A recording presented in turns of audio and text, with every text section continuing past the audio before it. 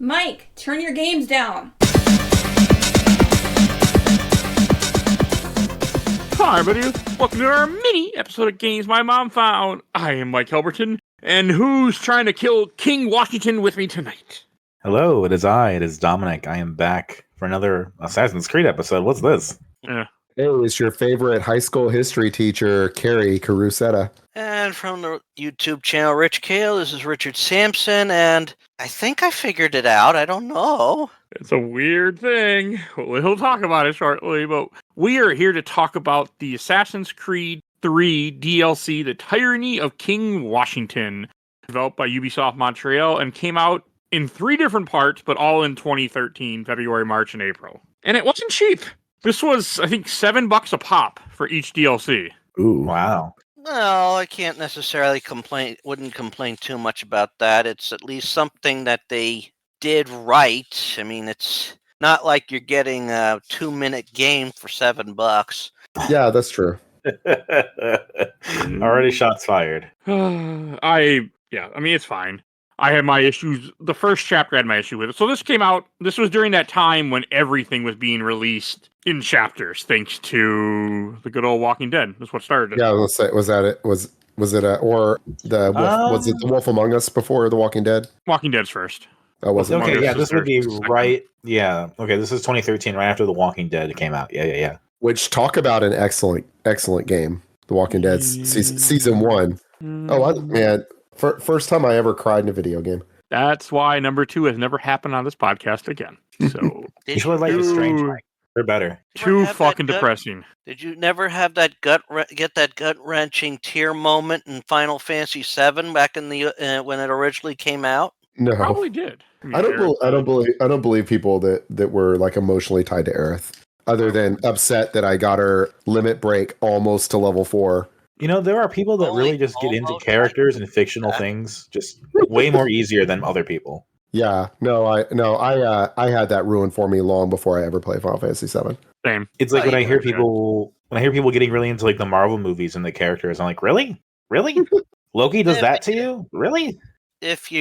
Even if you hear it, if it still invokes the emotion, it's a good sign of good gaming and good writing. Yeah, but then you mix them together Marvel, and depending on the movie. Well, so anyway, $7. $7. I don't know. It still feels a little more to me, but I can't complain because I think I bought this on the Switch with Assassin's Creed 3 and Liberation. Yeah, I think it was like $8. Yeah, they don't sell They it. were released like a week apart too, except for the Wii U version, which was released on a more haphazard schedule. I laughed that this was on the Wii U. That made me laugh. surprising that, of course, that as you say it's a haphazard release, and let's face it, when you said Wii U, and I was like, yeah, and what's being delayed again? Oh no, they were a month apart. My bad. Yeah, they're all a month apart, which is not bad. I mean, I know I bought this on sale when it came out back on the 360 because I was going to play this someday. I played it in 2025 finally. I see what you're saying now, Dominic. Yeah, that is weird. It's like worldwide February 20th, Wii U February 21st. It's like, what? The second one is March 20th, March 27th, April 23rd, April 27th. That's funny. I wonder what was going on with the Wii U that they couldn't make it. They couldn't make it by like 4 days. They had to be a choice. It must reassign their QA team. Yeah, I don't know.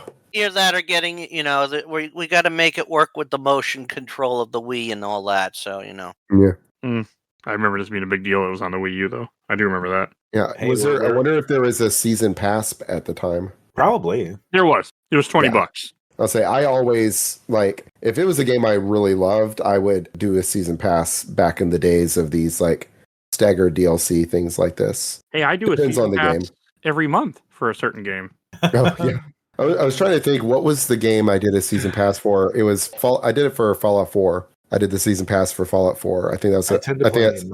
Oh, no, that's it. That's good. As I tend to play most of these games late enough that it doesn't really matter. Yeah, that's the trick. That's the real trick. Wait until this $60 game and its $21 DLC and another $60 game are all packaged together for $8, and then play them. Not a Nintendo game, because Nintendo games they love to let you have the choice of you can wait 6 years and still get the experience of buying it the day it came out, same price. Well, yeah, but this was I bought it on a Nintendo system. I bought it on the Switch. So we're right after the Switch 2 announcement. Mhm. So we have a really good window into like what it was like when the Wii U was coming out, and it was like, oh my god, all these games. Like Yeah. we're That's actually getting third party like current generation third party thing. It's not even like that with the Wii U, because the Wii U it like it was, but it was like, well, you're getting Mass Effect 3 kinda, right? Arkham You're City. getting Arkham City that came out 2 years ago on every other system. It was kind of like that. And But I then we guess get- that's what Oh yeah, Assassin's That's the Creed Switch. and Black Ops 2. right. And the Switch 2, and then the Switch 2, right? We're getting Cyberpunk that came out. The version of it that we're getting more or less came out, what was that, last year? Phantom That made me Liberty was laugh. Yes. last fall, right? So that's not too bad. And Elden Ring, that came out in 2022, so that's only 3 years ago. Okay, yeah, it is just like the Wii U. I was going to say, So- no, we're getting current generation stuff for the first time since 2001. But no, that's not correct. Not So correct. here's the question. It's still not current. We just said, I can't believe that was on the Wii U. Ha ha ha ha. What game in the Switch lineup the Switch 2 lineup are we gonna look back and say, I can't believe that was on Switch 2? Ha ha ha ha. Oh, I mean, it's got to be, if there's some like brutal, bloody, adult rated game, that would probably be the one that would make us go that, right? Probably.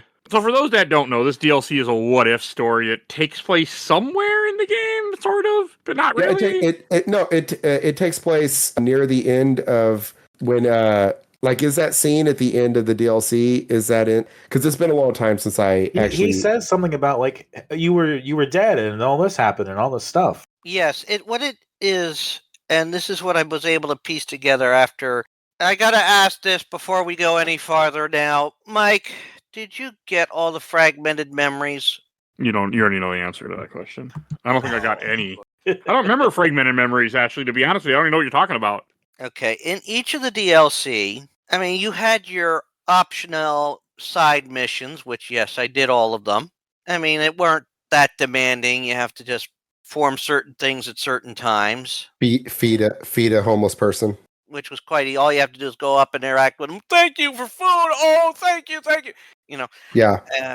Rescue from convoys. I didn't do any of that stuff. Oh, I did just look it up. It is taking place after Assassin's Creed 3. It's taking place like right Yeah. after. Yeah. It's like probably right after you were just on that dock watching the ships leave or whatever. Oh, Yeah. Well, it's basically it's supposedly taking place during Washington's presidency. Yeah, it's like Oh, a is it? flashback.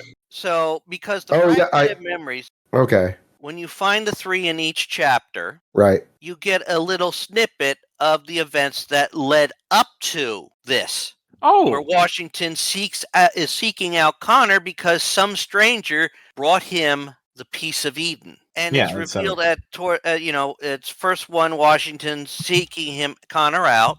2, you have the interaction where Washington just at the end, it's like you see Washington show him that the piece of Eden is what it was given, and as they talk for a moment, and it's like we need to get rid of this. It glows, and this sort of explains something that happens in the second chapter as well. They're both pulled in to this vision. Right. Oh, okay. The whole interesting. thing is a vision, right? Yes, it's showing them what would happen if they let this. If they use the apple. Yeah, if they use the apple. Yeah. If they use the apple, what would happen? Because that's what the whole vision is like it's just showing them don't use the apple, basically.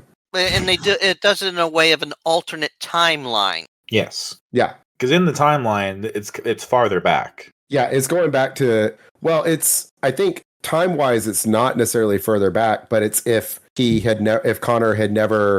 Connor's mother had never died, if Connor had never become an assassin. Sure. But it seems to be taking place, like Washington's already taken over and defeated the British, Yeah. right? Okay. So It's weird not fighting the British. I gotta say that in an Assassin's Creed game. It was weird in Rogue too. I'm like, this is weird. I'm fighting the freaking, like, I was also thinking about this. I'm gonna make this joke because I've been waiting for it.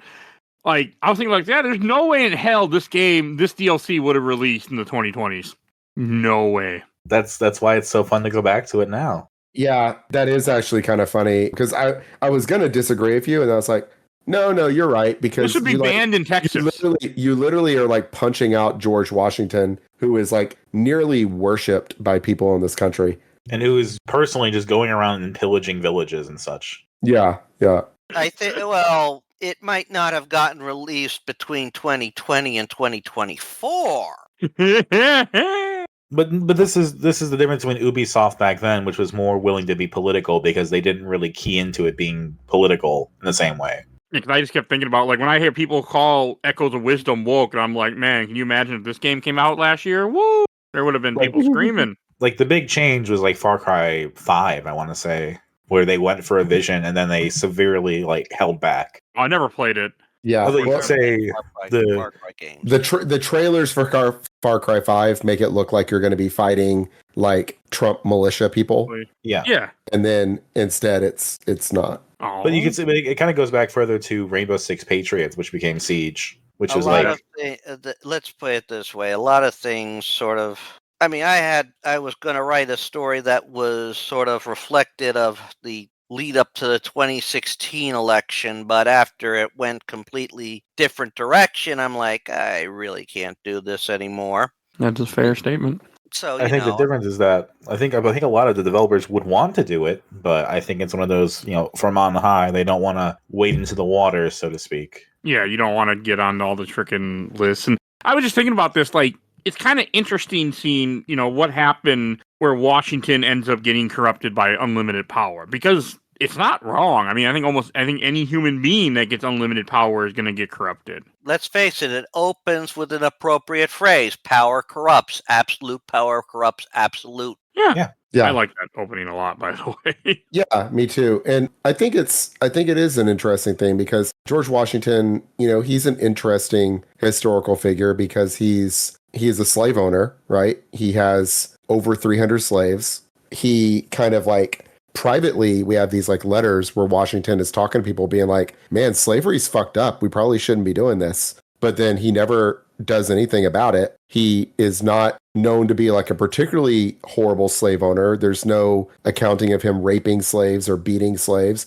but he works his slaves horribly hard and treats them, like animals. I mean, he just like other slave owners do. It's not like he treated his slaves especially well just because he didn't like rape and torture them. Right. And he had them beaten, as was the custom. He had them sold and stuff, as was the custom. So it's like, and he had no problem like dividing families. And then he also is like not good when it comes to allowing blacks to serve in the army. He was like super against that, and he had to get kind of be forced into it by other revolutionaries. So it's like he's not a great guy, but on the other hand, he had people like Alexander Hamilton wanted him to become king. Hamilton encouraged him to name himself king and wanted him to be king for life, basically president for life, and he refused that. And then he could have run for a third term as president. That was completely within the Constitution. There were no term limits for presidents back then. Yep. And he just said, it's like, no, I'm going to stop. And he stops after 2 terms. So he is someone who was offered a lot of power and turned it down. But he's also a slave owner. And so it's like, he's a complicated character. And I think but it's interesting because he is literally, of U.S. presidents, he is literally like one of only a few who like just voluntarily were like, no, I'm good. Yeah. And so it's kind of interesting that he's the one corrupted by the apple of Eden when historically he was one who wasn't corrupted when offered power. So I don't know. I thought that was interesting. It's the cool thing that DLC can do. Yeah. It's like, well, fuck it. Let's explore this. What if? Yeah. It is a cool what if story. I like it. I really like the story of this, actually. I thought it was a neat idea. Like, it goes really hard into like the Native American culture and exploring some of that. Mm-hmm. Kind of makes you like more in the shoes of like Connor than in some ways the main game does. Yeah, well, you notice the entire DLC while you're in the vision, you never are called Connor. Yes. No, you're not. That's what I mean. Yeah, that you're. I don't remember how to say his name. Rahana Keton. I'm not I think that's really cool. Yeah, I wouldn't try and pronounce it because I'll butcher it no matter what. I know I would too, so I didn't bother. No, I was curious. What was the inflection point in the original game? Is it when Hatham goes and burns the village? Or Hatham doesn't do it, does he? No, Hatham does. Washington does it. No, it was wasn't it Lee? In the original game, it's Lee, right? It's Charles Lee that does it. So that didn't happen in this timeline, I'm guessing, I guess? No, obviously it obviously didn't, because what you see is when Connor refers to Washington as Commander Washington, never King. Right. Because that's So what he's used Connor- to from his original timeline. Well, right, yeah, because Connor doesn't remember this timeline. He remembers the correct timeline. Which I find so weird that they went down that road with that, and why not just be like a different... Why have him have the memories of somebody else that... I don't know, I thought that was think weird. it's kind of the isekai thing of putting the player in the character's shoes, I think, a little bit. By having him be confused by this allows people to then explain what's going on to him. And I think this is why, if you pay attention to the fractured memories and the repaired memory that shows what leads up to this, you are seeing two people affected by the apple at the same time. They are getting a vision of what can happen. Yeah. And they must either work together or be they're opposing forces to basically bring them back to their normal self. I mean, the story I really enjoyed in this. I thought it's a good story. Yes. It's very interesting. I would have liked a little bit for him not to be remembering stuff from the real world since nobody else does. But that wasn't my issue. I think episode 1 of the 3 is very, very difficult. Because there are some difficulties in that. Well, the game has a particular path it wants you to do. And if you're like me, who wants to go his own path, the game's like, no, you don't go this way. No. Like, there was a lot of that. Mm. And once I understood that, I was better off. I didn't run into a lot of that. Yeah. You probably are more sneakier than I like to be. I found the dogs annoying. I found I couldn't remember. It had been a long time since I played, and I couldn't remember the controls, like how to, for a minute. And it took me a minute to remember how to equip food to a certain button and all that kind of stuff. But no, I didn't. I didn't find it very hard. Sometimes I just found it frustrating. The dogs would find me really easily, and I was trying to stealth and not get caught. Yeah. I think I only have 2 problems with it, and one is that I think it's a very combat focused DLC, and the combat in this game just kind of sucks. The hand to hand combat I think the hand to hand combat in Assassin's Creed has kind of always sucked. Yeah, I mean, it's never been the best ever. Sometimes it's either go ahead. Sometimes it's either really rote, like parry, dodge, counter. I'm fine with that. But sometimes it's also you want me to do this a very specific way, and if I'm punished for doing something else. Yeah, it's really just it's kind of I've heard that it's good in the more recent 2 or 3 Assassin's Creed games, but in the older ones like this, it's very just this character is now doing a predetermined animation, and you have to hold down this button while they do it, and then that will make your character do this predetermined animation, which will then make them do this one, unless it's these Scottish guys with the axes. And then fuck you. Hope you have a gun or something, because they're really annoying to fight. But if you do this other button, and it's just I find it to be just kind of repetitive and not great and frustrating a little bit, but not necessarily difficult, because you have so much HP and it regenerates so quickly, and then you have all these powers that you get throughout the DLC that are making it better.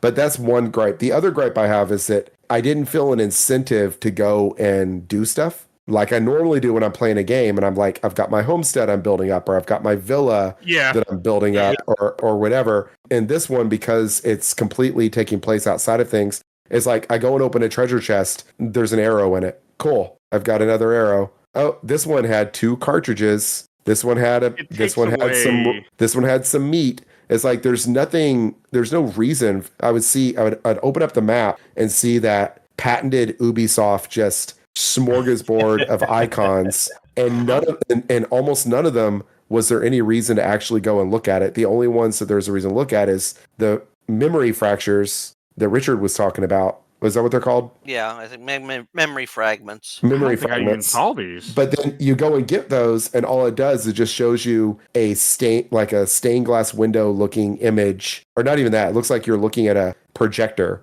of a single frame and I couldn't do anything with it that I could see. And I guess I was supposed to collect all of them. Yeah. Oh, it's like the secret in like Assassin's Creed 2. And Right. It's like that. But like, I didn't do those because by this point in the series, it's already kind of established, hey, they're just like memory fragments around you can collect if you want. Yeah. Well, but in 2 and Brotherhood, whenever you would get those secrets, you would have like a little mini game where you like looked at it. But they stopped doing that. Looked at a picture of Winston Churchill or something, and you got to find the apple in his pocket or whatever. I didn't know that. I don't know that it was always fun, but in this, it was just like, here's a picture from Assassin's Creed 3. Right. Cool. Like the Winston Churchill stuff was like very thematic and very like in the lore, so I could appreciate it from like that perspective. Exactly.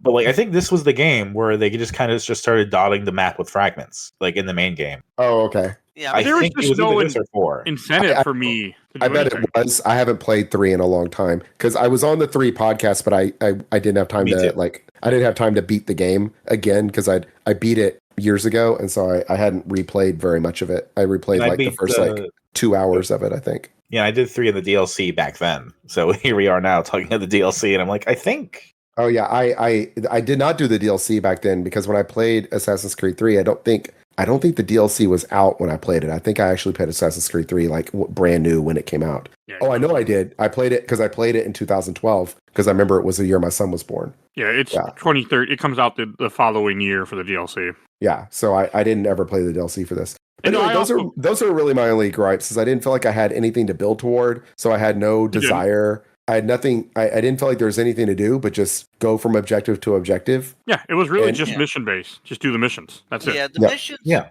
The majority of the stuff had to be the missions. I think that those memory fragments, they should have been elevated a little bit higher than the optional stuff, because I worked to get rid of the optional stuff and open up all those damn treasure chests before I really did much on the missions. Yeah. But those memory fragments, while they are technically optional, they really put things into place of how this story came about. Yeah, but my question to that is it like you collect all of them for a chapter and then you get a cutscene that shows you the things you're telling us? You find the 3. There's 3 in each chapter. Oh, there's only 3. Okay. Only 3 in each chapter. That's not terrible. So a total of 9. That's not too bad. Well, see, I found like 5, but I guess I found them spread out, so I never found 3. Really bothered us. So nothing happened when I would find one. Yeah. That's why. So I was like, I didn't even realize that I was going to get anything for getting I was just like, when I would find one, I'd find one. I didn't know how many more I had left to find. Did it tell you? Yeah, you can look it up in your log because by the if you grab the 1, if you look at your percentage, it goes from 0 to 33%, and then it's right. Then to 100. That's true. And like I said, those should have been separate from the optional stuff because while you don't need to get them all to complete the game, the DLC, they really help at framing what exactly happened. Because when you put all 3 of them together, you basically see Washington, seeking Connor out, finds Connor, says about this strange man came to him with this object, shows Connor the object, then they both, they both grab it, and they are in this vision. Who's the strange man? We never get that name. We never find out who the strange man is. Okay, I was just wondering, because that seems like something that should be explained. Yeah. It should be, and it's probably explained in the other literature. Oh, good point. I'll get to someday. Hey, I'm making progress in some stuff. Like, this is one of those things that I will make progress in eventually. Yeah, I already heard you talking about Batman Begins. So, yep. This is a really interesting kind of comparison point to make to another game we've done in this vein, Freedom Cry. Yeah, because that was the 4's DLC, and that became its own standalone like little thing, and that was like a full story, full beginning to end narrative. And Liberation, which is still depending on who you talk to, that's either an offshoot or part of the main series. Part of the main series, in my opinion. But yes, you are right. It's the only handheld one that's part of the main series, because no one's talking about Assassin's Creed 2 Discovery on DS. Somebody wants to on this podcast, but hasn't gotten around to it yet. Mike, if you want to talk about all 4 of those games, let me know. Hey, I do want to talk about the 2 DS ones and the PSP one, so... I just replayed them like a few months ago. Yeah, we all know how you'll probably play the game, too.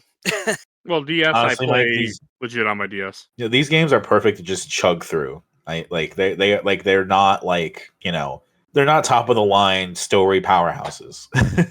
Hey, sometimes I like this year. I'm going for 100 games, so I can use little easy games to get through. These are great for that. Okay, I might hit you up. True. Liberation's the only one that is like, oh, they really try. Like the PSP one, Bloodlines, they kind of try and they kind of did it. Played it before. And I think the story of that one kind of matters. Yeah, that one matters. But it's not the same thing as Liberation. No, it's nowhere near. Liberation is like a full, complete game. Bloodlines is a lot more linear, and it feels more... It could have been a DLC if Assassin's Creed 1 was in an age where DLC was the thing. Yeah, I want to play it for this podcast because I haven't touched it since then. I mean, this DLC was... I mean, it kind of takes away for Assassin's Creed for me, where all I'm worried about is the frickin' just doing... like the missions and like not having anything else like you guys are talking about, because there's no point for me to open the chest, like, and that kind of took away stuff for me a little bit because that's part of my fun. I mean, but this is a different type of game. It's a very much just run through the game and do the missions, and with like the way the 3 chapters are broke up, each chapter you get a new animal power. First power is a wolf, which is it's pretty good for the most part. I had my issues tutorial with it. on that one's the least clear. I like doing the wolf powers. I mean, activate I liked them, it. go into a crowded area where there's no dogs, stab, stab, stab, stab, stab, stab, stab, and everybody's like, "What happened to him? Why is he falling down dead?" Yeah, they're like freaking out and they don't know what's going on. Just a ghost is killing all their friends. Yeah. It is a cool concept, the whole idea that, like, we didn't mention it yet, but, like, how you're supposed to, like, drink a potion that gives them these powers. Like, I do like that. Yeah. I do like it's that like they do a good job. It leads you on a vision quest. Yeah, those were nicely done. They were all right. It was just interesting because it actually, connected with the Native American that they were going for, which is a nice touch. Yes, very nice touch. And keeping it with the frontier in the first part, the frontier area in the first part, which again, I complain about the frontier when we talked about it, Assassin's Creed 3, and again, it's still shitty when that there's like Lexington, Concord, over here's Valley Forge, and you can't horse ride between those 3 areas but some people don't know that. Yes, you're correct. There's gonna be a lot more distance between them, but like, I'm not expecting it to be 1-to-1 here. I wouldn't expect it to be 1-to-1 either, but a little bit more accurate play, like slightly better. And I know it's not to be accurate, but let's face it. You're talking about 2 areas in Connecticut and 1 area in Pennsylvania, and you're going west. I don't know if you knew this or not, but hedgehogs aren't blue, nor can they run fast. I know that too. Okay. I get what you mean. Yeah, no. I mean, I don't remember the crew, or was it Drive Club? God, yes. It was either the crew or Drive Club anymore. Where like the big debacle about that game was like, oh, they redid the entire U.S., but it's smaller. I'm surprised you didn't include the 51st state in that game. Huh? Let's face it. I'll bitch about that one mainly because it's fair. I mean, dumber things have been bitched on this podcast before. Oh yeah, I can guarantee you, I've been part of it. I don't know with the wolf stuff. I just felt like the game was leading me to take particular paths. Like there's a couple of eavesdropping missions where I tried to go up because that's how I play Assassin's Creed, and I really did feel like that people in this game could see a lot better than they can in the main game or any other Assassin's Creed game. Like their vision was just fucking ridiculously good in this game, and I did not like that. Yeah, well, let's also take into account what we learn late when we get done with it. So that is none of it's real. Exactly. Yeah, it was. That's not really an excuse. Yeah, I don't know. That was another issue. Is it like you couldn't ever? A big part of Assassin's Creed games is like being able to like melt into the crowd, right? And you couldn't do that without going into like wolf mode, basically, because you're walking around in animal skins, and so you're immediately recognizable as a Native American, and you're an enemy, and so you can't do. You can't do anything. You can't walk around. Do anything. You can't. Right. You're as soon as. Yeah, you didn't necessarily get a lot of crowds. No, it's not different type style. Like I felt like I was always like just running around town. I felt like I was always in alert mode, always being chased, and I'm like, this is not how I play Assassin's Creed game. Yeah, I guess that was true. Yeah, goes to show that this is not the America we think of. I mean, it's America. The other country's going to think about soon. So I think that is okay. Like to do Assassin's Creed a little differently, I think makes sense. Like you got to switch switch it up a little bit to make it relevant. Yeah. Yeah. But like if you're presenting more of like a less crowds, more isolation, like you guys still got to figure out how to sneak around without like the help of other people. I think that's an interesting way to do it. I mean, let's face it. King Washington is burning down a house To kill one guy, to right? because they are Isn't it a trying to church? find one person, and when they say they're not here or we've never seen them before, well, obviously they're lying. We'll just It's a smoke. church. Yeah, I'll say it's a church. It's Yeah, I extra mean- fucked up. Yeah, that's exactly what it is. It's messed up. I mean, why would you risk being in a crowd of more than two when you've got somebody so paranoid looking for somebody that I see a group of three here. You must be conspiring. Let's take you off to prison. I mean, that's the paranoia of the time, is it not? The paranoia of the whole situation. Yes. Well, Well, we just anytime you're went at to- war. Yeah, I mean- war and like the brother fighting brother kind of mentality. Yeah, but this wasn't technically war. This was after it. But Well, it doesn't just go away right away. Yeah, there's the resistance led by Samuel Adams. And Thomas Jefferson. Yeah, and Thomas Jefferson. There were cool parts to this DLC. Once I got to episode 2 and 3, I was much happier with the game, and I had a much better time. Yeah, I didn't really like episode 1 very much, but I also episode 1 had a lot of you trudging through the snow, That's which is like maybe that's like realistic, but it's not fun. See, that's my favorite chapter of the game.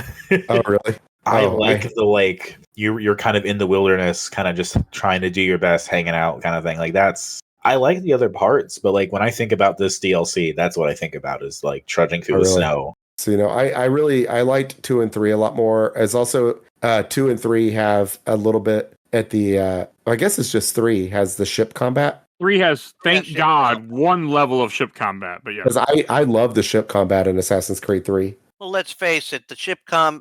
In Assassin's Creed 3, the ship combat was more or less in a necessary point in the main story and part of the side story. Yeah, it was optional, but I did it a lot. Like I would just go on those optional missions. Yeah, because I did that all love in 3 as well. But So I like that. I like that. I mean, you're trying to get from Boston to New York, Right. which I do New York appreciate. City! Sorry.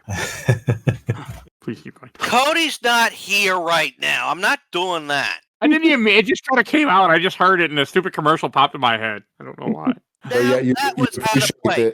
you appreciate that we have to take a boat to get to New York. Yeah. Yeah. Yeah. And the thing is, and I would like to know how many people actually remember their U.S. history. When Washington was president, the capital was in New York City. And then it was shortly after moved to Philly, I believe. Yeah, it moved around. It was in 4 different places, but yeah, it was in New York City during his presidency. I only learned 3. Or it might be 3. Yeah, I thought it was 4, but I believe Philly was being used while they were building DC. At least if I remember the Sixth Sense correctly when they taught me that.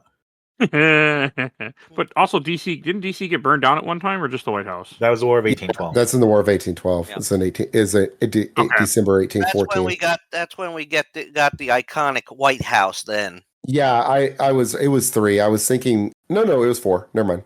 Yeah, it's New York, Philadelphia, Trenton, and Annapolis. What's Trenton? Interesting. Trenton's in New Jersey. Oh, okay. Trenton. Yeah, New it was in, Jersey. it was in Trenton in You were 1784. allowed to move it out of New Jersey.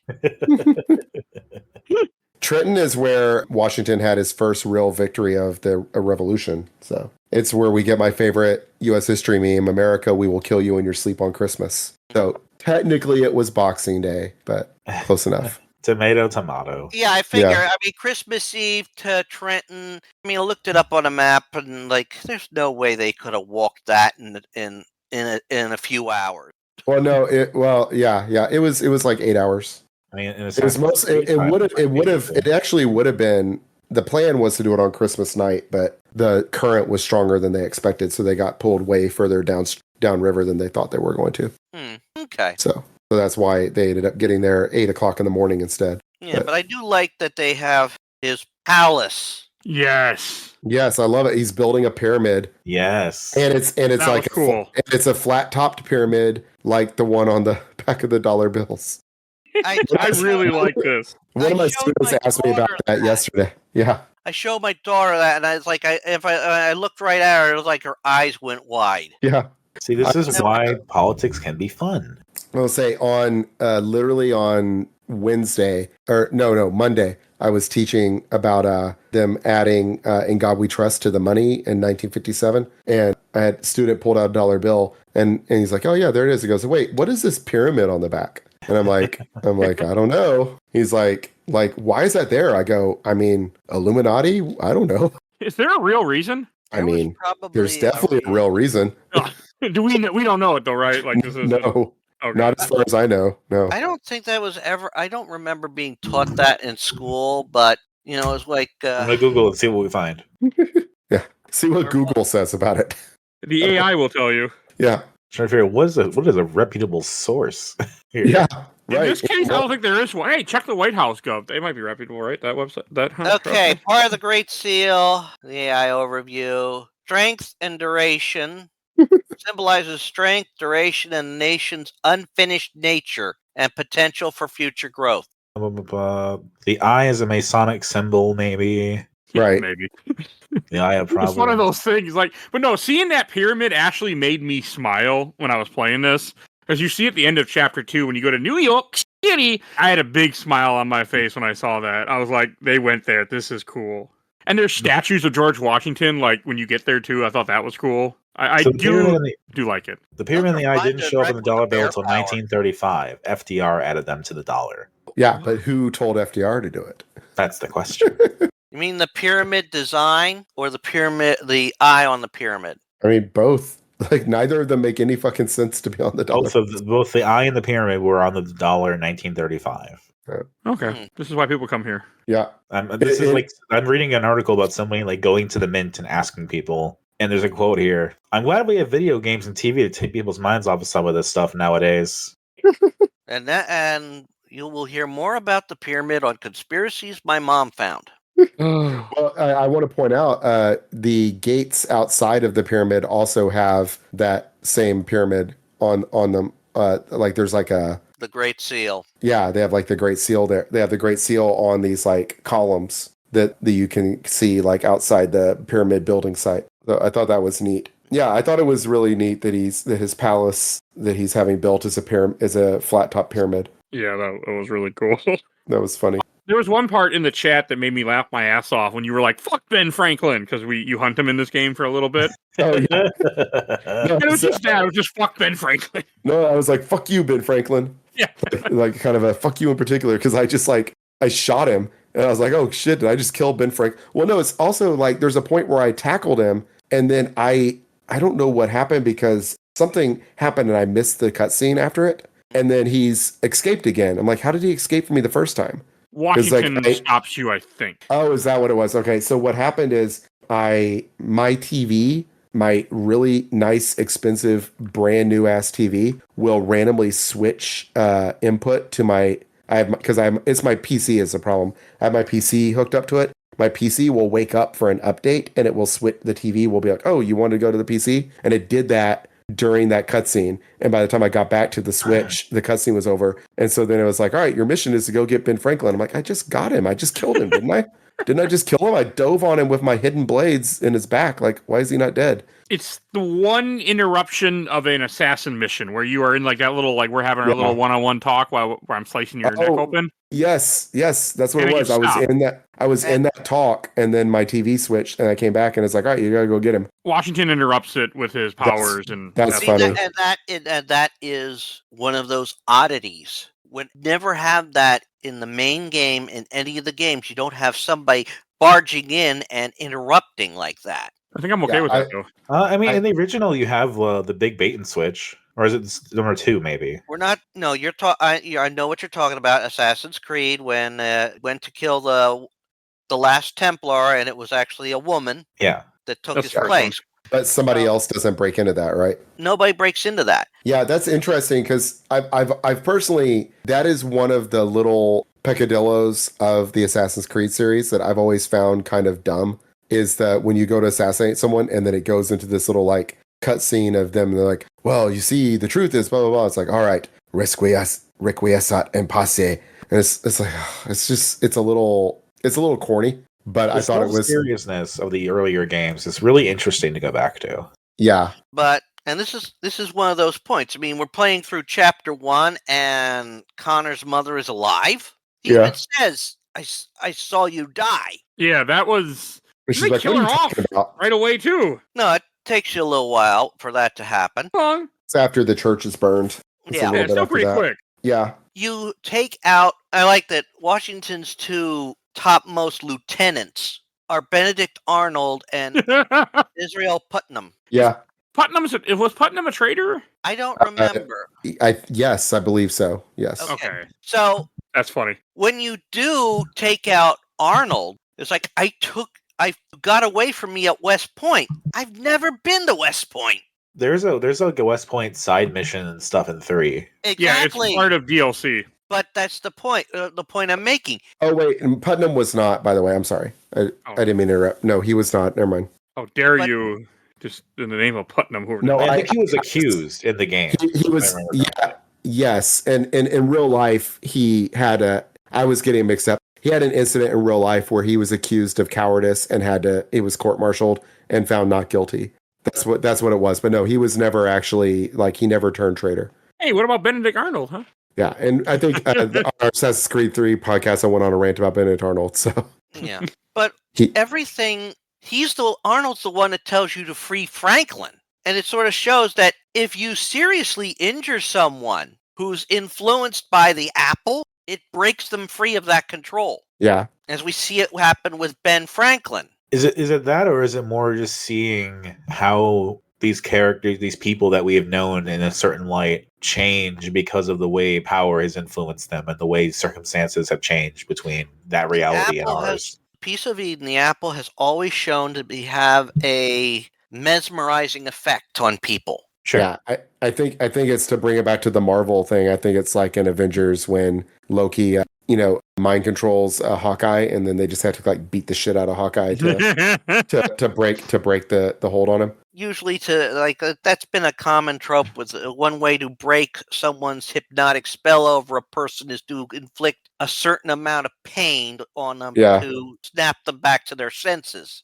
I mean, let's face it, an arrow in the shoulder, youch. I do like it when Ben Franklin changes and he's like, "Oh, I'm on your side now. Don't kill me." I did like that. It did make me laugh. Yeah, and it turns out he was a little bit more sensible than everybody else too. Yeah, but I guess in the modern context that we have now, we're seeing that kind of stuff happen in real life. Yeah, mm-hmm. Yeah. And so I'm like, well, is it? It's the apple, but is it just the apple, or would Ben Franklin be like that if this were really happening? Hard to say. Hard to say. Well, and the second power you get, which we haven't talked about yet, is the eagle power, which is just essentially lets you jump from spot to spot. It's cool. I enjoyed it. I liked it a lot. Oh yeah, it's a great trial run for the grappling hook later. I love eagle time. I got to get over there. Fly. Yeah, it was really fun to just chain them together. Oh yeah. Yeah, that was fun. And then to use it to kill people. Oh yeah, that was a trick. I had a little trouble doing that at first. I eventually got it right because you got to be a certain distance away from them. Yeah, and you got to hold it down till that icon appears. But I like the mission where you're escorting the wagon of food. Oh yeah. And you had to double eagle strike 3 pairs of guards, and the third pair, when you double eagle strike them, right as you're about to land, one of them sidesteps. And so if you weren't at the perfect right angle, I did it a few times. I was like, fuck it. Because it pissed me off. The last time that I failed it, the guy literally teleported 3 steps to the right to not be hit by it. And I'm like, all right, I'm just being trolled by the game. This is bullshit. This is bullshit. So I didn't do it. But yeah, I thought it was a lot of fun. Just eagle striking people. Now, and then they had a decent achievement for that. Fly. Okay, I can do this. Yeah. It was a cool thing. It made me feel like when you're traversing as in the Spider-Man games or something. I mean, not as good as that, but still. No, but you're not far off. I mean, it wasn't bad. To me, it's probably my favorite power of the 3 when it comes to just what it is. I I mean, the third power, the bear, is the best because you can just murder people like wonderfully. But I think I use the wolf more than any other one, but no, because I use the eagle I like use the bear. nonstop. I use the eagle like nonstop to just traverse. But in combat, I would just like turn into the wolf and then Everybody's yeah. And also, I like summoning the wolves. Summoning the wolves was a cool power too. Oh yeah, that was fun too. You could just go, hey, we got 5 people. It's 10-1. You can't beat us. And if you don't have bear power, it's like, okay, wolf. You activate the wolf power. Like, where'd he go? Where'd he go? Where'd he go? Oh, they lose you so fast. Yeah, they're immediately like yeah. And then it was like, oh, get the snipers. Okay, eagle power. Whoop, wipe them out. It was cool. You could also use the eagle. You could fly directly into like a hiding spot, like Yeah. like a wagon of hay or whatever. You could just like basically teleport into it with the eagle. Oh, And I never did that. And then switch to wolf mode and sneak out and take care of some of your problems, and then hide back in there, recharge, jump back out, take care of some more. Yeah, it was fun. So you're telling me I played this game wrong, huh? Why are we not? I didn't do that. By that. No, I never even could kill anyone with the eagle power. Like, oh, assassinate! I'm like, how do you assassinate people with the eagle? I never really got it working. You have to hold down the button I didn't do that. instead of just tapping the button. You hold it down, and it instead of flying, it like targets someone, and then when you let go, it flies into them. Oh, I never did it. And it's a cool animation too, because you're flying as a spectral eagle, and then you turn into a human right as your knife is like going into their throat. Yeah, and of course, there's a certain range. They have to be between 10 to 25 meters away from you. Yeah, so it's a little closer range than the eagle can normally fly. Yeah, I mean, if they get within 10 meters of you, you can't attack. Right. The power. Yeah, and sometimes I would be in combat and I would get locked into like a duel or whatever and not be able to activate any of my powers until I stepped back a few feet. That was annoying. Bear was good for crowd control. Yeah, bear was. Yeah, it never happened with bear, but it happened with the other two. Yeah, the bear was good for when you get surrounded, but you don't get that till the end. But well, I guess you get it like halfway through Act 3, right? More towards like a quarter. Maybe a quarter. Yeah, a quarter way through. Yeah. The bear is just not as important, and it feels like, but it's also it's really just there for like the big combat situations they have planned for you, so you can just kill a bunch of people, and then also to break things. Yeah, you have to break stuff sometimes. That was kind of cool. Civil unrest. I enjoyed the bear. That part of the third chapter was very tricky. Oh yeah, that I enjoyed the civil unrest part. Just going around like, all right, let me look for all the noose icons because it is really fun to hang people with the rope dart. I could not get that to work. I had a little trouble with that at first too. I mean, like, okay, I'm gonna stay away from this and beat up the orators and destroy this and that and the other. See, I couldn't beat up the orators. Because I would run up to the orator and forget to disarm myself and just like stab them, and it's like failure. You're supposed to beat them up, not kill them. Like, oh, right. I did the same thing. I did that twice. I did that twice, and I was like, well, no, I'm good. I'm just gonna do the others. No, the rope dart, you just have to get into position, and even if they see you, it doesn't matter. You just target anyone with the rope dart. But you have to switch to the rope dart equipment, and that's the thing. You would think that it would equip it for you whenever it gives you the mission, but it doesn't. And so he had to. It's not that. It's that I had the hidden blade equipped, which looks like the rope dart minus the rope, and I was like, oh, that's the dart, right? And I was like, no, that's. Yeah, it was no big deal. I just once you equip the rope dart, you just target anyone, press X, and then press back, and that's it. See, and that's also you have to wait for the whole animation to complete. I had to. Yeah, I had to remember to have that set up. I get up to the wire. Okay, where's the There's one. And just as I'm going to throw the dart, bang! Somebody shot me from below. Oh, I would get up on the little rope in wolf mode, invisible. I didn't even think about doing that. And then switch to the rope dart and use it, and that breaks invisibility. That breaks invisibility, but at that point you've already got them hooked, and so then you just jump down. Huh. I didn't think of that either. Yeah. So I did that one. That was the one I just did all those. And then there is another one. Oh, just the assassinated guy. Those are easy. You just find a guy and just kill him. Oh, yeah. I did that one too, or once or twice. Yeah. Yeah. I had trouble trying to figure out, I think, how to take care of the cannons. Yeah, me too. So the cannons, there's like barrels of explosive next to him. So I'm like, all right, I'm gonna kill these guys. All right, I'm gonna take his rifle. All right, I'm gonna aim his rifle and shoot the barrel. all right, did it miss? It didn't work. And then finally I was like, I wonder if I'm supposed to hit this with the bear. And I hit it with the bear when I had almost no health, and it killed me. And I thought that I did it wrong. I was like, well, no, I blew myself up. I guess I'm not supposed to do that. And then I went back and did it on accident. I used the bear while I was fighting next to the thing and did it. I was like, all right, never mind. I guess that's what I was supposed to do. You know what? I had a weird thing happen when I was working on that particular section. Like after redoing it multiple times, all of a sudden I have everything going in slow motion. Oh, no. I mean, I had to just quit out of the game and restart. But that was the weirdest kind of bug I ever saw in that game. Yeah, what platform were you on? PC. Hmm. I mean, the whole damn game was going slow. Yeah, that sounds like a memory issue. Like it was not able to access the not able to access the RAM, or it was accessing too much of the RAM. Is what it sounds like. Was it like just doubling up on itself somehow with the respawning? I don't know. But like I said, I just got out of the game, restarted it, and everything was fine. Yeah, I was playing on Switch. I didn't have any issues at all. It was great. I didn't play it in handheld at all, though. I only played it on the docked, but it ran really well. And it looks good. Could have been a weird thing. Yeah. So I found fighting Washington annoying. That was a tricky battle. I had to look up what I was supposed to do. I was like, how am I supposed to get near him? And it's like, oh, just turn into the wolf and then he can't see you. Yeah. Like, okay. Yeah. All right, cool. That's all it is.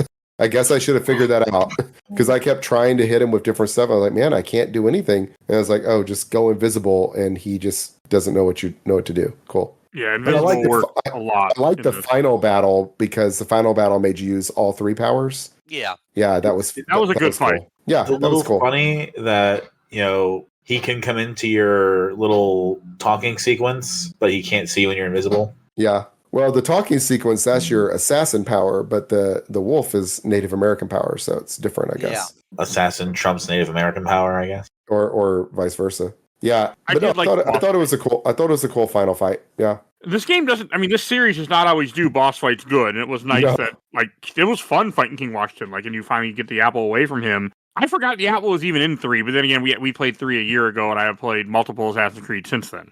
So yeah, it's definitely I really don't like the final fight in Brotherhood, which is my favorite Assassin's Creed game. I think. But, that's where you knock off his armor, right? Little by little. Yeah, you're right. Yeah. Is that Brotherhood? Isn't the chariot one? Brotherhood. No, the one I'm thinking of before you fight the final boss when Borgia has the apple and he's like running from you and you have to chase him down and you keep getting knocked away by the things of the apple, and then you get the apple and you can't do any of your normal stuff. You have to walk around and like kill people with the apple. Yeah.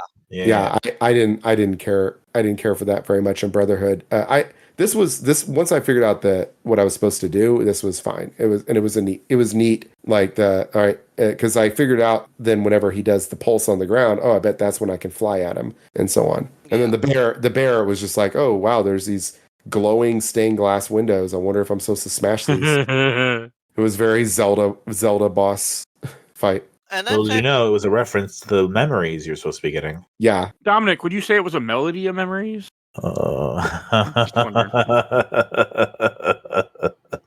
Smack him for that. We'll be there in 2 days. It'll be fine. That one was smart because, I mean, at first I thought you had to pound all 4 corners. Yeah. And then it's like, once you get the third one, the cutscene begins ending it all. Right. And when you think about it, that actually does, but that also makes structural sense. Yeah, because it tilts. It's hanging on by the corner and it tilts down and slides you down. Yeah. And you ride him down and then land on him. And I was like, man, we just fell like 300 feet and you were just cushioned by a human body. Like he would have been. I'm guessing he has some invulnerability from having just had the apple. The spirit power. Adrenaline, from the tea. Yeah.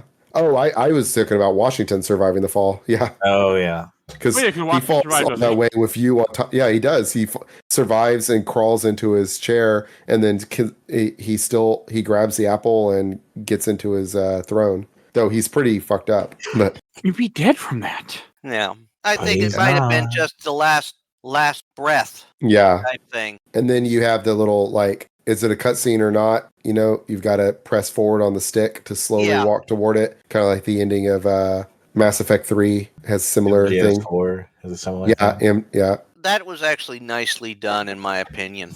Yeah. Oh no, I thought it was good. Yeah, you walking toward it, and then everyone's telling you not to take the apple, and then Connor tells you to take it. And then it's like, boom, both he and Washington are out of this joint vision. And Washington tells him, I don't want this thing. Take it, throw it in the ocean.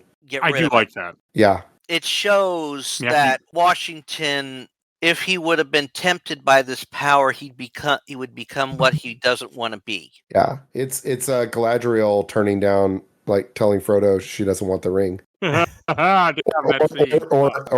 when Gandalf does it, when Frodo offers him the ring and Gandalf's like, no. What about when Boromir turns it down? Nobody to my joke. Faramir, when Faramir turns it down. No, I make a joke because Boromir doesn't turn it down. Oh, okay. I would say Faramir turns it down in the book. It's one of those things. It's when somebody who knows they can't realizes they're not going to be able to handle this power without becoming something they don't want to be. Yeah, he makes the right decision. Yeah. And so you go and throw the thing in the ocean, though presumably someone's going to find it. We never know where he drops it. Yeah, that's the question. Does the apple show up in the later games? There's multiple pieces of Eden. Oh, there's multiple ones. Yeah, there's a few apples. Oh, yeah, of course there's multiple ones, because how would the one from Brotherhood have ended up in a cave in North America? Okay, that makes sense. Never mind. So this one's out of hopefully out, unless it's like Jumanji, it washes up on a beach somewhere. Given how dense gold is supposed to be. Well, when he throws in the water, is this confirmed to be back in real life? Yes. Yes. Yeah, this is back in real life. He's throwing it in the water, and then we go to a scene, and Washington is in his office, and he's visited by the shadow figure. See, at that point, I just assumed the Templars figured it out, how to get it out of the water. See, I don't think they got it out of the water. I don't think I don't think they did. I just think it's just a Templar has come to see him and is telling him that he should become a king, and he's like, "Sir, you're barking up the wrong tree," and then he disappears, revealing that the character was actually nobody. Well, that's what I'm curious. I'm curious, is that like that Templar that, because it's obviously a Templar, right? Telling Washington to become king. Very possible. I would say most likely.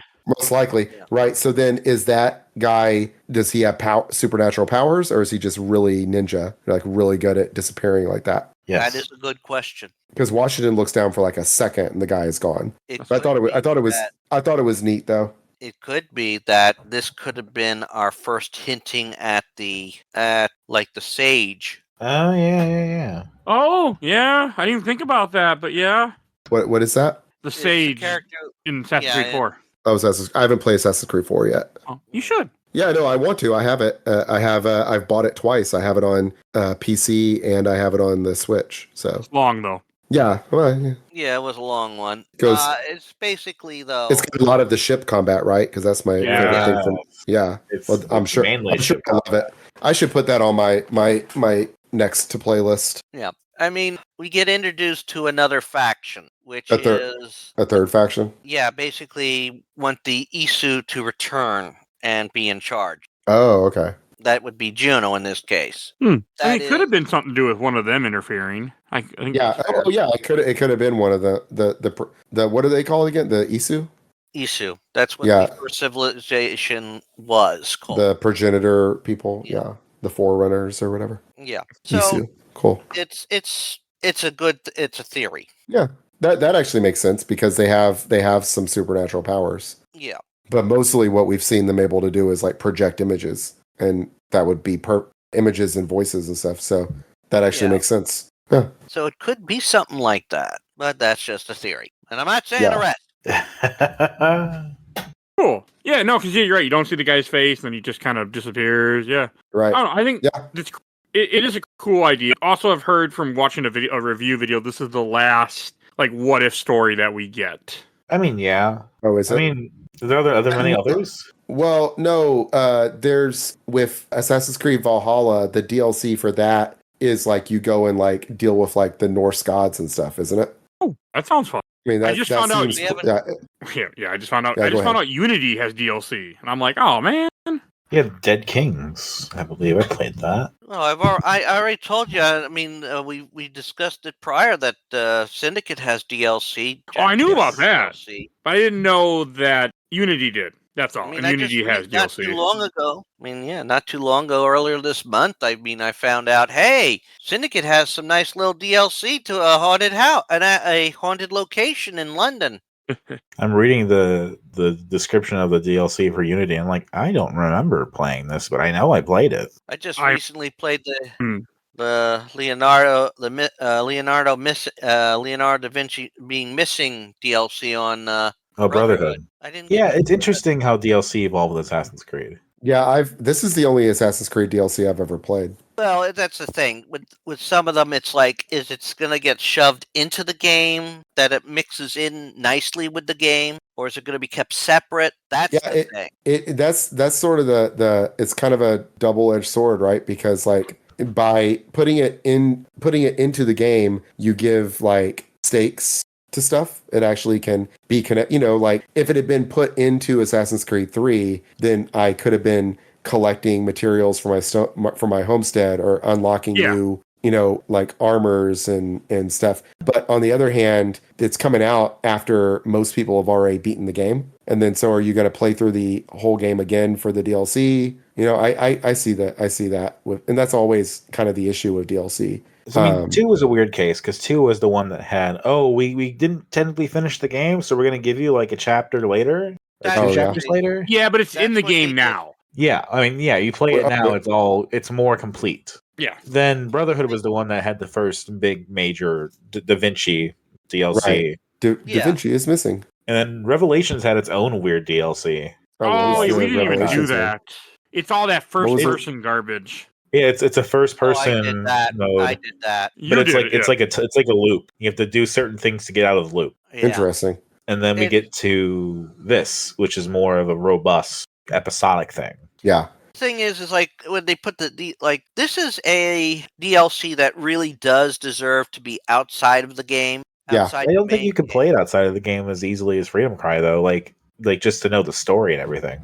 See, that's again, you're playing it shows that it can fit into the main story, and it get with those memories and all that, you get to see how it plays into the main timeline. This was not this was an alternate history, yes, but it was sort of like a spirit quest of its own. Yeah, sure. That makes sense. Yeah. I mean, let's face it, Mike and I, when we did the Survivor timeline of Tomb Raider, we could easily do the DLC in two of those games because it was just mixed in right with the main quest. Yeah, Rise of Tomb Raider, probably Shadow Rise of 2. Shadow of the Tomb Raider 2 had it. You didn't have to complete them. God, those were good games, though.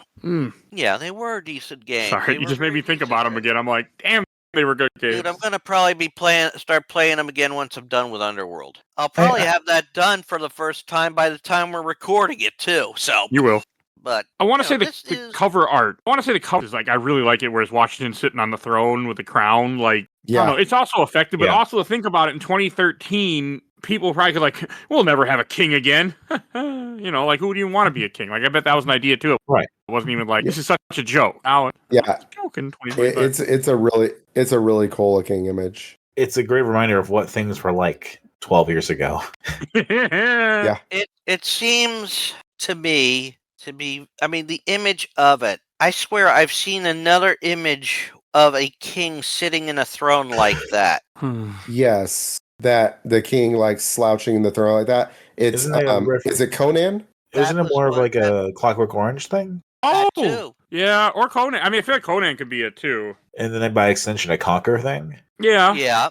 It's sort of like, I mean, you always see things where you get a vision that person who's wearing the crown is under a great deal of weight. That's fair. Yes. And they're not necessarily being about it. And I mean, even Pratchett did a very good idea of what that's like. Because in one book, one of the Discworld books, you got the crown. Anyone who sees the crown, they're tempted to wear it. Of course, when somebody does wear it, it's like it always feels so heavy. And I keep hearing all these voices, which sort of sense that crown has the combined memories and all that of anyone who's ever worn it or sat on the throne. It's a cool concept. Yeah, if you just do a search for king slouching on throne, there are so many images from pop culture that look just like this. Okay, that's cool. So many. It's like a trope. Like the cover art for season 1 of Game of Thrones is Ned Stark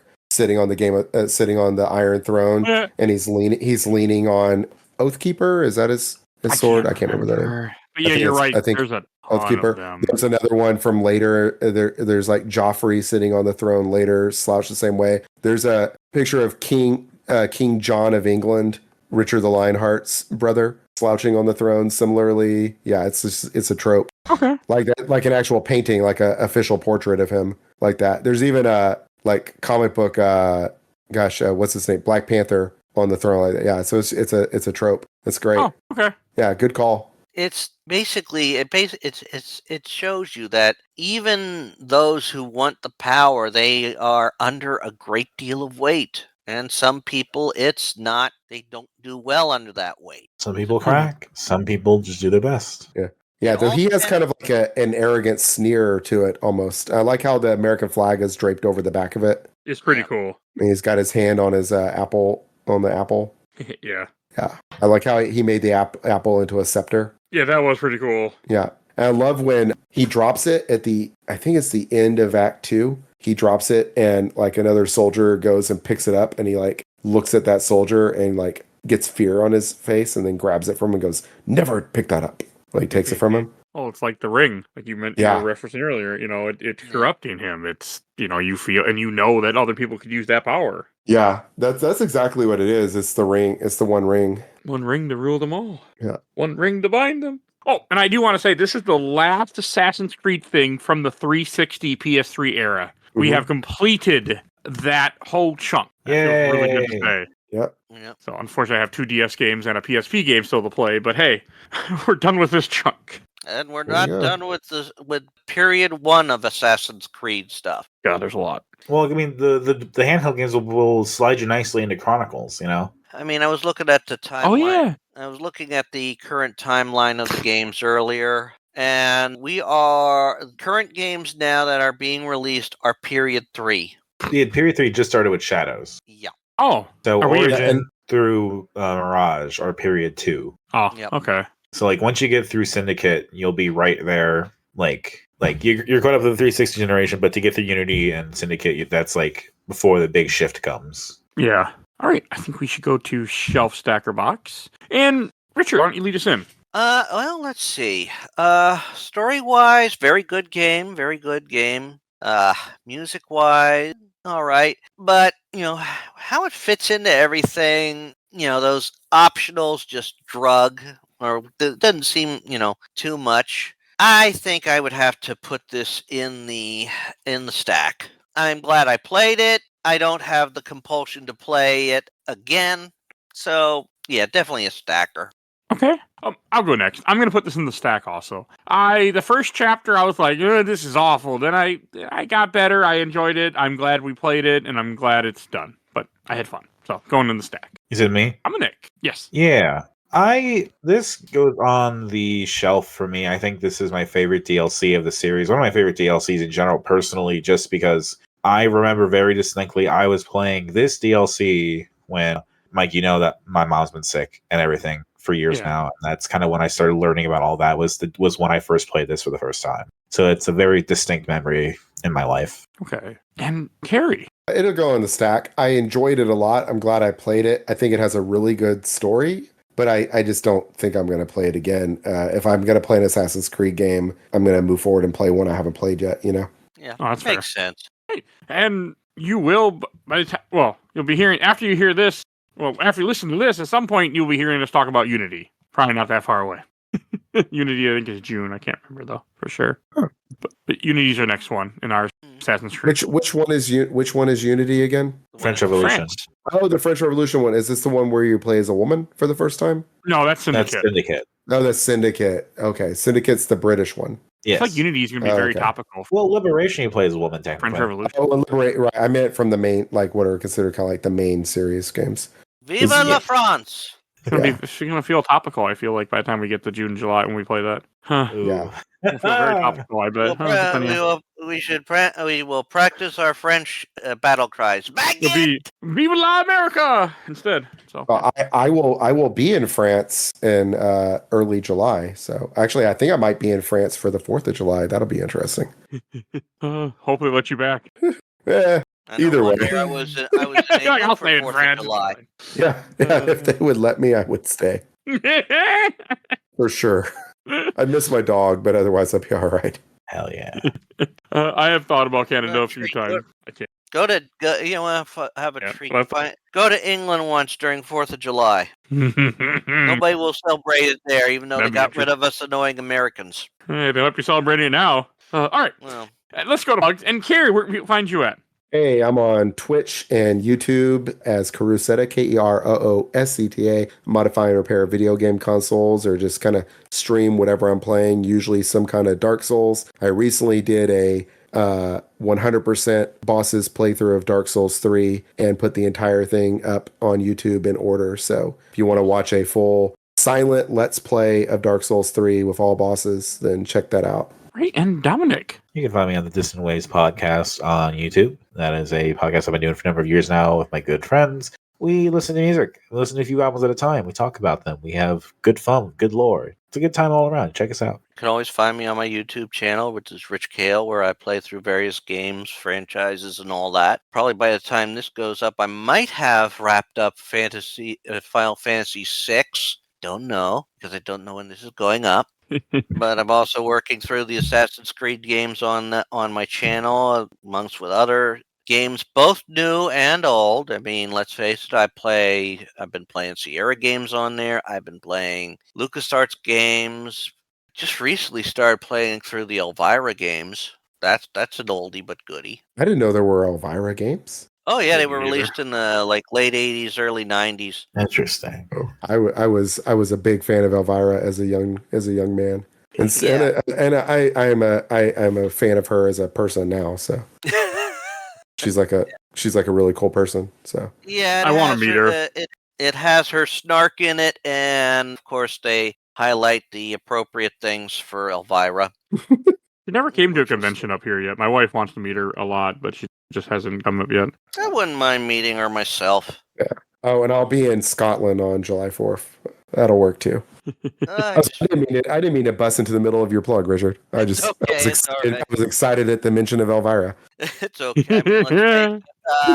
You mentioned Scotland. I just was finishing up the first Broken Sword game, so that's the end of that playthrough. Will be showing up either before or after this podcast airs. I don't know, because I don't know what date Mike's gonna put it up. About 10 days from now, the 15th. Oh, he has a day in mind. Okay, it'll be before that.